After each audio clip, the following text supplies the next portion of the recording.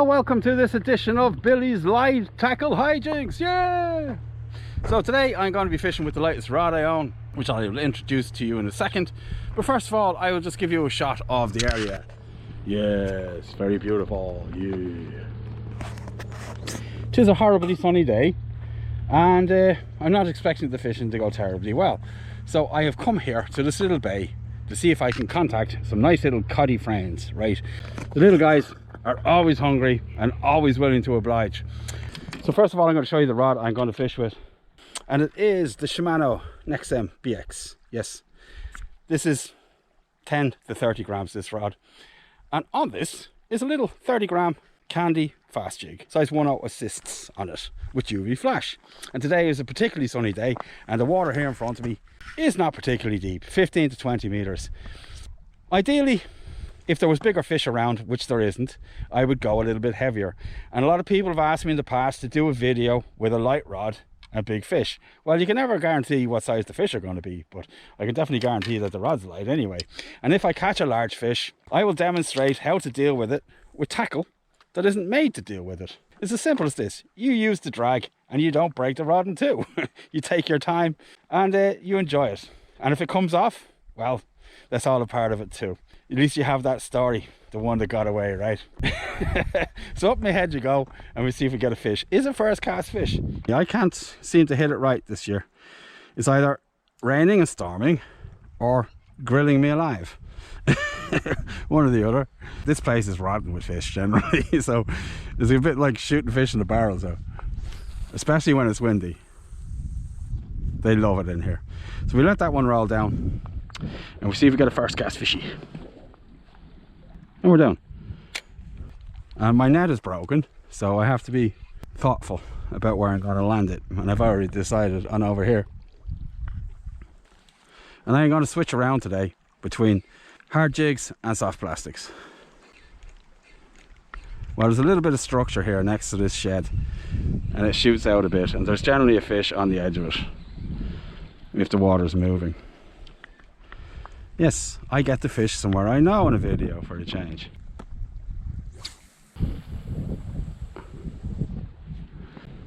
And we're down. So I'm just going to give it a little bit more action than I did before, because the fish didn't seem to really like that too much. Or they're not biting. But they will start soon. There we go. Somebody had a whack at it. There we go, we're in. I knew it wouldn't take me long. Oh yeah, but the cod really do pull, right? This rod is meant for sea trout. It's even too heavy for sea trout, right? But it's not too heavy for codling. Whoa, oh, oh. He's over here now. Here he comes. Is it a mackerel? It is. Oh, he's coming with me. He's definitely coming with me. No, no, no, no, no, no. Right, okay, light tackle mackerel, love it. Okay. Oh, oh, oh, oh, oh, oh, oh, oh, oh, oh. Fantastic. Stop it. Whoa. He's jumping and everything. Come back here. Yes. Well, I haven't got him yet. Wish I had a net, but I don't. Okay. So that's the first fishy there. Nice strong mackerel. So there he is. It's a second cast fish. Nice. Most of it will go to my dinner and bait as well. I always keep the belly for flatfish, right? Fantastic. So I'm going to try over here again. What I'm actually doing here is I'm casting in a fan like this, right? You just keep going. Backwards and forwards, and cover as much water as you can. Putting the time in, you'll get some fish. Pretty much wherever you are, if it's the right time of year. Right, we'll let that shoot down. So, see what we get this time.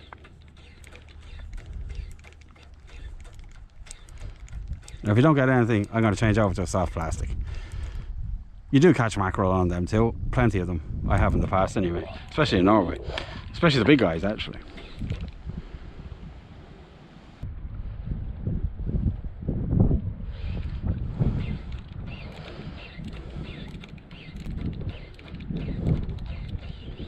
Okay, we give it a change now.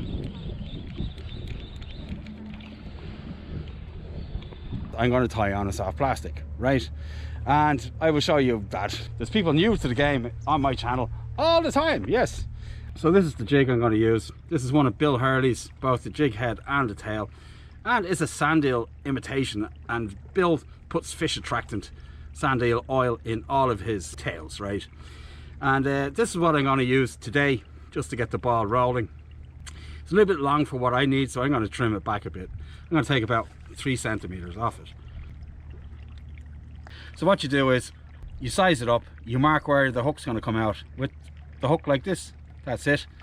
Then you just feed on the tail onto the jig head just like you would a worm or whatever, taking your time and being as careful as possible. And then you come out the place where you marked before. You slide it on. And I don't need to show you, but just a bit of super glue in behind the head there, a couple of drops to secure that. And there you go. Perfectly hooked on little sand eel bait, right? And that will catch you here in Norway anyway. Mackerel, codling, whatever, haddock, whatever. As long as it's not too big, right? Otherwise they're scared of it. So there we go. So we get that tied onto the rod. Get in the sea, see if it gets a codling for me. Yes. There's the jig. Let's get in the sea. This weighs about 25 grams. Does not exceed the casting weight of the rod, which is something else that's important. A guy asked me, could he cast 100-gram jigs with a 20-gram rod? The answer is no. You might get away with it once, and then the second time you're going home with a 3-piece, right? Simple. So we get this down, see if there's a codling in there for me. They don't cast as well as metal jigs, fast jigs, slow jigs, but they have other advantages.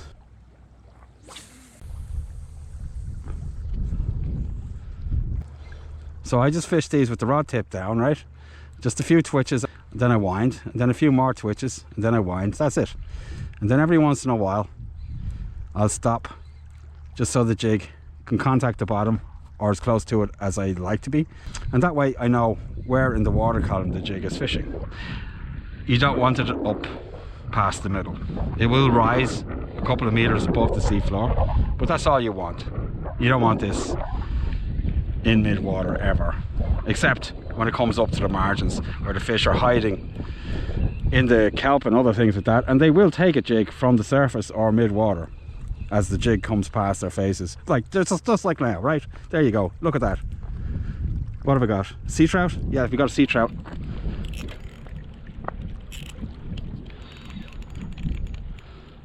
It's a pollock. It's a pollock.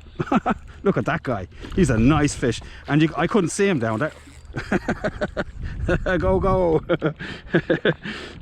Need I say that pollock love these things, right? There we go. Lovely fish. He's about 3 pounds as well, and on this light tackle as well. I wish he'd just take off again. He'll go straight back as well. He's a lovely fish. Fantastic. Wow. Let's guide him in here. Oh, he's a nice fish. Just as I was saying about they'll take a bait in the mid-water. My friend here comes along just to demonstrate the point. Much appreciated, my friend.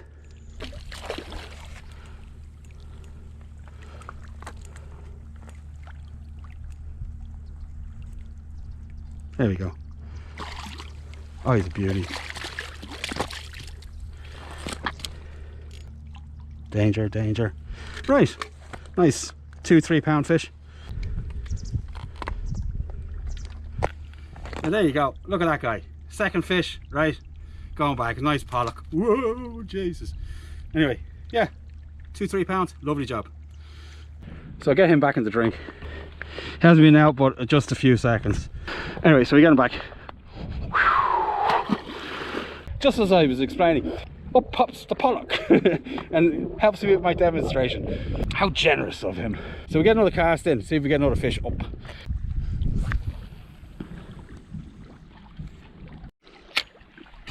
Right, let's see what we get this time. Where's my codling? Usually they're the first ones to show up. I don't think I've ever had a pollock here before, actually. That's the first time. So I don't get a fish on this now. The next couple of casts I'm going to change over back to the micro jig.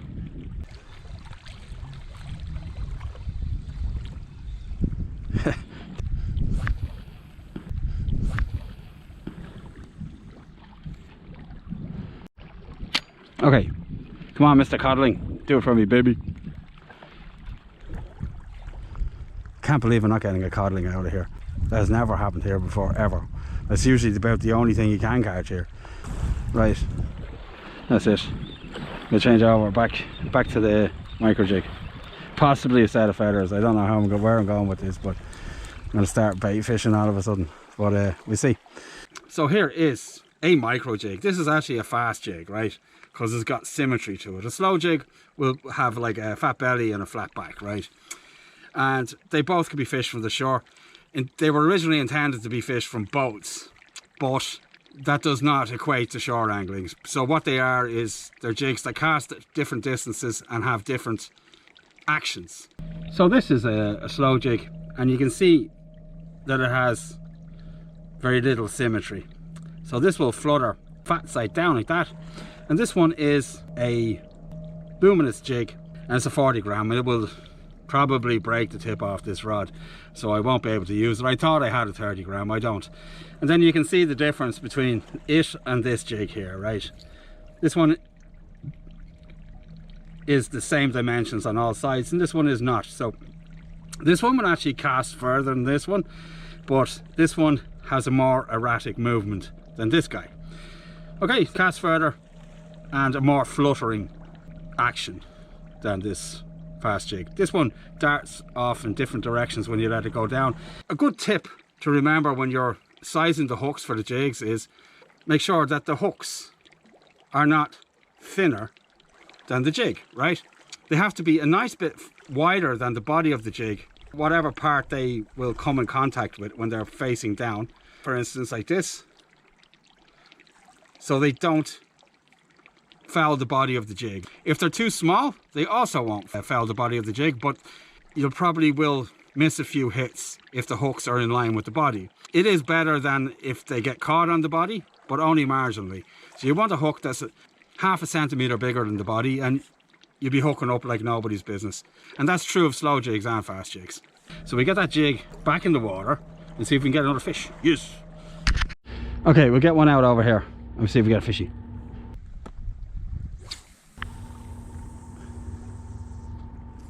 Right, well, let's shoot down. Okay. See if we get a fish this time.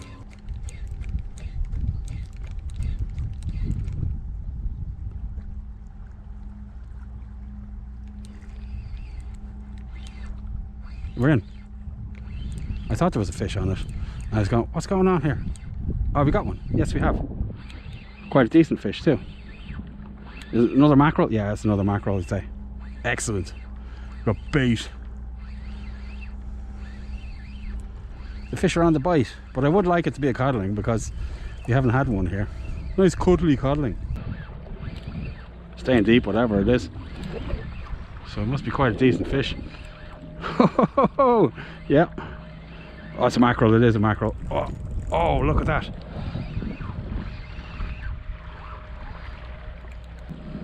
What is it? What is it? What is this thing? That's a mackerel. Excellent. Ah! Man, he's fighting hard. Ah! Come back here. Excellent. Well, I haven't landed him yet.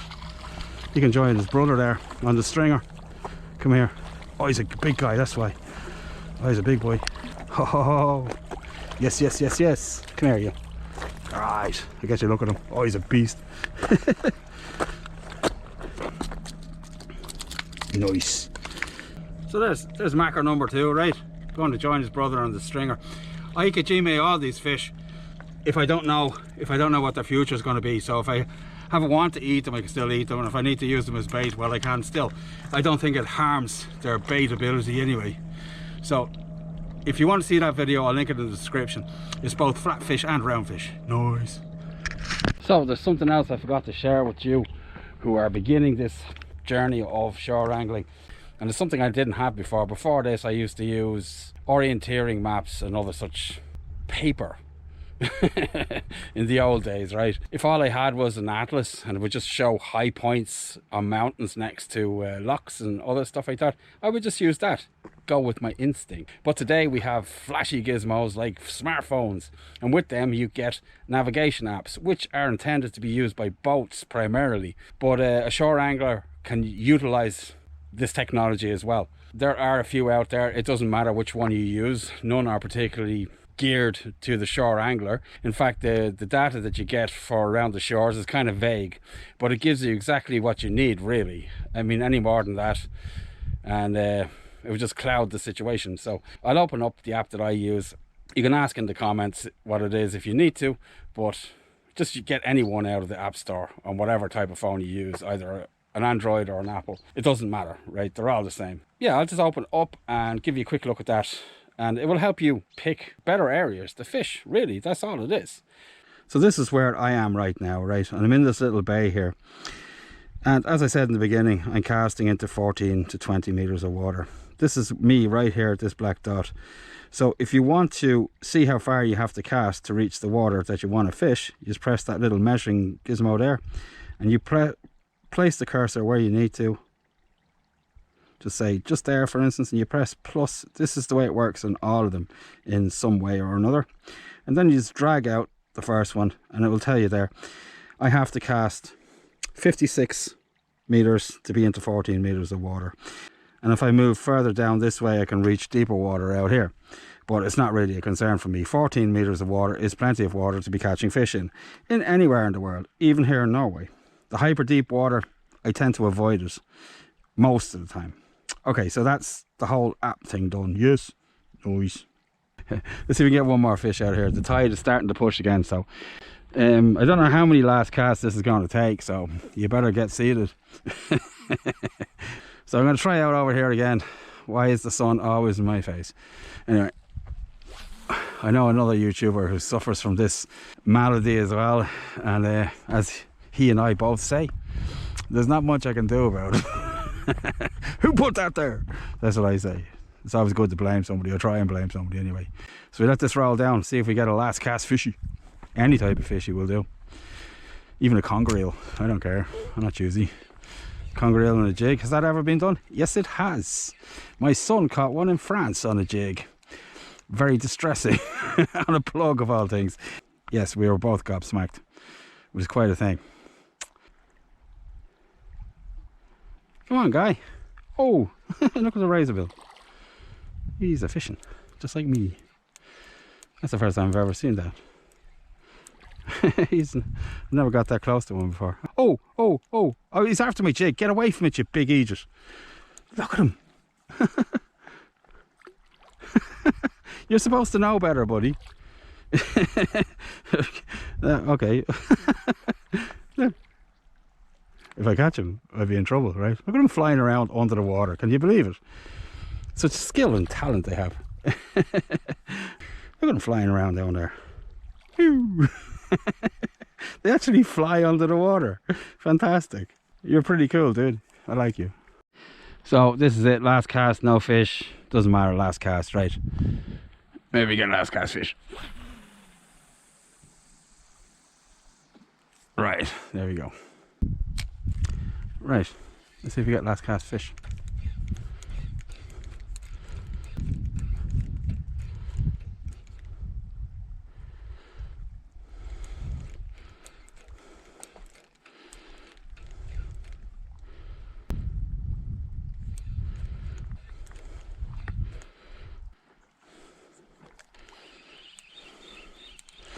So that's it.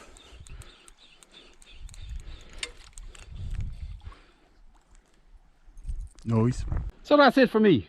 2 nice mackerel and a pretty good pollock right at my feet. So I hope you liked it. I'm Billy. This is Billy in Norway. Wherever you are in the world, remember, I'll see you on the beach. Bye.